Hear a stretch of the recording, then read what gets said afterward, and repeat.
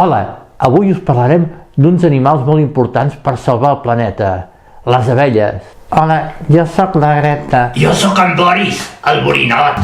Abella Greta, petita però valenta. L'abella Greta i el borinot Boris ens explicaran per què són tan importants les abelles. Molta gent es pensa que totes les abelles fem mel o vivim en ruscos, però no, hi ha més de 20.000 espècies d'abelles en el món.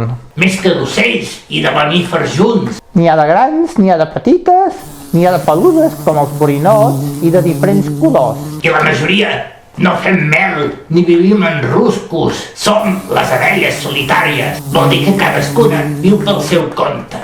Però totes fem una feina molt important. Pol·linitzem. Vol dir què? És quan escampem el pol·len de flor en flor.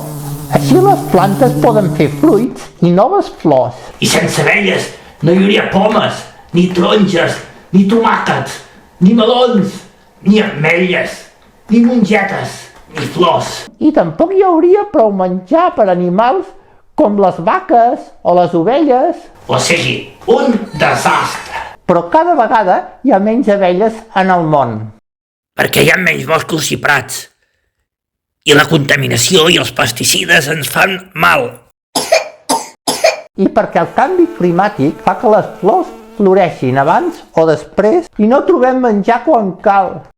I ara ve el més important. Què podem fer per salvar les abelles? Plantar flors, fruiters i plantes aromàtiques. No arrencar plantes silvestres, perquè són menjar. No fer servir pesticides al jardí o a l'hort. I construir hotels d'insectes amb canyes o fustes foradades. I si veus una abella a terra que no pot volar, dóna-li una gota d'aigua amb sucre o mel i potser l'ajuda si es recupera. No tinguis por de nosaltres. No piquem si no ens molesten. Som els vostres amics. Us necessitem! No us perdeu les nostres aventures. Us esperem a la llibreria. Abella Greta, petita però